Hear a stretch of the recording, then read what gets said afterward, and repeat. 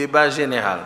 L'Assemblée nationale a tenu ce vendredi une plénière particulièrement dense consacrée à l'examen de deux propositions de loi majeures. Il s'agit de la réforme de l'organisation du barreau et du système d'assistance judiciaire, l'instauration d'un service militaire obligatoire pour les jeunes âgés de 18 à 30 ans. La séance a été présidée par l'honorable Aimé Boji Songara, présentée par les députés Boris Mboukou et Gary Sakata. La première proposition de loi vise à moderniser l'exercice de la profession avocat en RDC. L'honorable Mboukou a dénoncé la précarité croissante qui touche une grande partie du corps des avocats, plaidant pour une meilleure prise en charge par l'État. Le texte propose notamment une rémunération mensuelle pour les avocats, une protection sociale pour les retraités, les avocats en situation de handicap et les ayants droit des avocats décédés. Un renforcement du contrôle comptable au sein des structures du barreau, une valorisation du rôle des bâtonniers et une refonte de l'assistance judiciaire dont l'efficacité est jugée insuffisante faute de financement adéquat. Moi,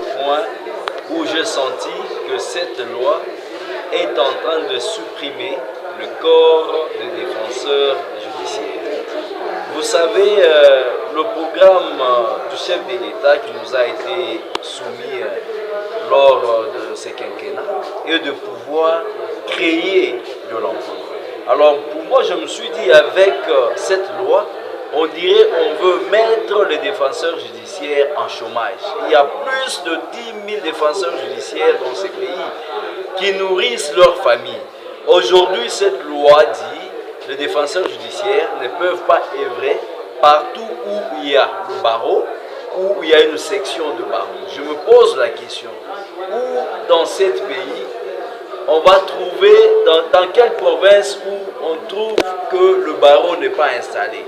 Le barreau est installé dans toute la province. Cela veut dire que les défenseurs judiciaires n'auront pas où ils peuvent aller prester.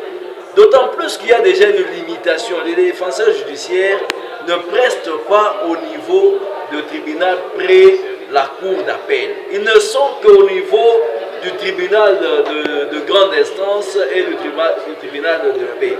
Ils ont laissé le reste aux avocats. Moi, je trouve que en quoi la présence ou la prestation de défenseurs judiciaires va gêner les avocats. Or, c'est une question des justiciables. C'est une profession libérale où chacun peut se choisir qui peut le représenter. Il peut aller chez un défenseur judiciaire, tout comme chez un avocat.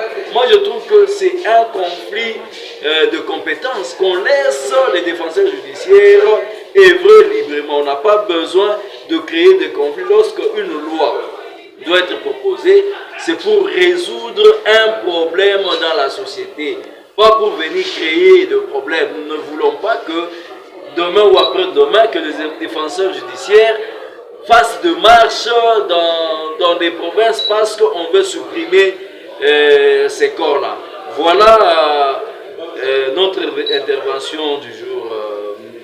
Sur la question, pour moi, je me dis, nous avons déjà une loi par rapport une loi par rapport aux réservistes.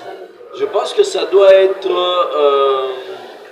on doit laisser le libre choix aux citoyens congolais ou aux Congolais de pouvoir se choisir s'ils peuvent intégrer le service militaire ou pas. Ce que nous pouvons juste demander ou recommander, si on améliore le traitement de nos militaires, je pense que ce service sera attrayant pour tout le monde. Nous l'avons vécu à l'entrée de l'AFDEL. Il y a beaucoup des universitaires qui sont partis en armée parce qu'il y avait un bon traitement.